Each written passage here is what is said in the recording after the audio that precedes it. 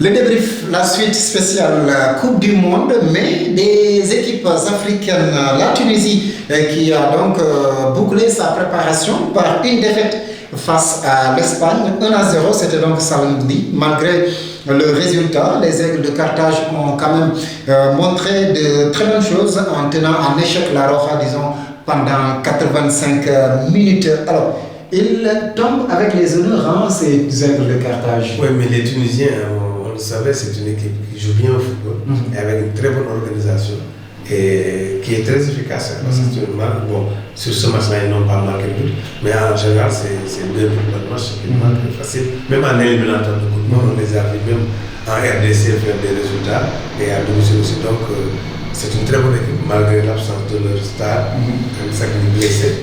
Depuis 2017, ils sont invaincus en 9 matchs sans défaite. C'est une très bonne équipe qui joue bien, mais qui ne fait pas beaucoup de bruit. Donc c'est ça la recette des Tunisiens. On les a battus en ouverture, disons, en premier match de la dernière CAN. Mais cette Tunisie, est-ce qu'au regard, disons, de son parcours en préparation, qui a tenu tête à beaucoup d'équipes, le Portugal, la Turquie, est-ce que ce n'est pas l'équipe africaine la plus prête?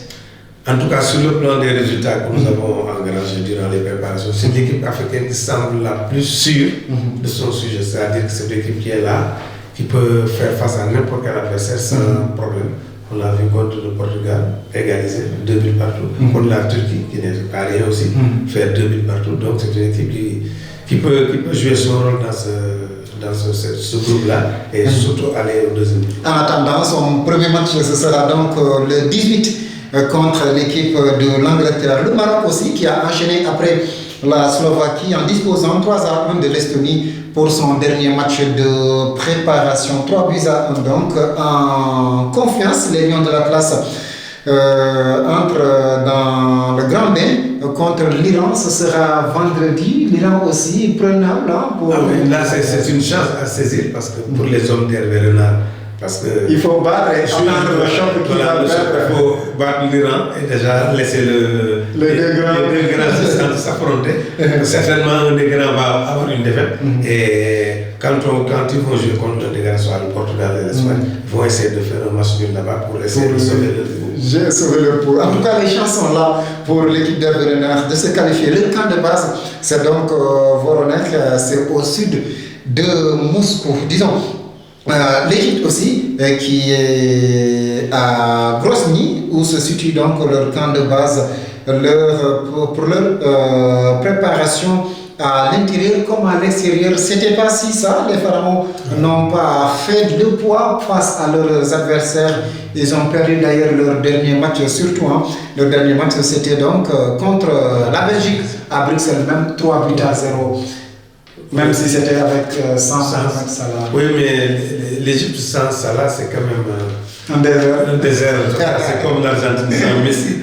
Donc, il y a problème. Donc, l'Égypte, mais quand Salah est sur place déjà, la confiance est de mise, mais comme il reprend petit à petit, on espère qu'ils vont pouvoir se sortir de ce groupe-là qui n'est pas si difficile que ça. En tout cas, Salah a repris les entraînements, mais individuellement, depuis donc sa blessure à l'épaule lors de la finale de la Ligue des Champions, blessé par Sergio Ramos. Mais Salah donc qui va peut-être manquer le premier match. Oui, moi je suis d'avis qu'il ne joue pas ce premier match parce que les Uruguayens c'est des défenseurs très rigueux. Donc Diego Godin et Jiménez, ils ne font pas dans la très jeunes aussi. Ils sont très jeunes, donc ils ne font pas dans la dentelle. Pour préserver ce match-là, il peut démarrer sur le banc déjà, laisser ses partenaires jouer, voir s'il y a problème, essayer de le faire démarrer ce match-là, c'est un peu risqué. Risqué pour l'équipe d'Égypte qui ne peut que compter d'abord sur la star de Liverpool, le Nigeria, notre Africain donc mondialiste depuis mardi matin, qui est donc à Moscou, mais incapable de rompre, disons, de remporter le moindre match durant sa préparation. Les Super Eagles ont achevé leur préparation d'ailleurs par une nouvelle défaite contre la République tchèque. 1-0, rien de rassurant. Oui, rien de rassurant. Depuis leur fameuse qualification où ils ont dominé les débats pour se qualifier. Ils ont été les premiers à se qualifier avant la lettre, comme on dit. Et depuis lors, bon, je pense qu'ils sont sur un nuage là. D'autant plus que le Nigeria nous avait habitués à des coups d'éclat en Coupe du Monde. Ils ont battu l'Espagne une fois, ils ont battu la Bulgarie par des scores quand même. Pourtant, ils sont présentés comme l'une des plus belles chances du continent africain. Oui, parce que pourquoi on le dit, c'est parce que le Niger a l'habitude de se confronter à ces gens. Ils vont régulièrement au bout du monde, ça fait enseignant. Ensuite, la petite catégorie a remporté toutes les Coupes du Monde avec les Jeux Olympiques. Ils ont tout raflé. Donc, c'est une équipe qui a l'habitude de se frotter aux grandes nations de football. Mais malheureusement, l'équipe A en Coupe du Monde n'arrive pas à dépasser le cap des huitièmes de finale. Il va falloir qu'on rectifie le tir. Déjà en se concentrant parce qu'ils ont une pour quand même assez compliqué. Ils vont d'abord croiser la Croatie le 16, donc ce sera vendredi, et puis l'Islande, puis l'Argentine. Donc ils ont une poule assez compliquée aussi parce que les Croates que j'ai vu jouer font partie des équipes qui peuvent créer la surprise. Et l'Argentine de Messi, c'est l'année où jamais pour Messi. Donc le Nigeria n'aura pas la part du tout facile. En tout cas, ils seront aussi portés par le star John Obi Miguel, capitaine de cette formation des Super Eagles. Pour les Africains, qui peut faire la différence? Pour les Africains, moi je vois la Tunisie peut créer la surprise. Le Sénégal se doit. Je dis bien, c'est doit d'aller au deuxième tour. On ne peut pas se permettre de... Donc moi, je vois la Tunisie et le Sénégal au deuxième tour.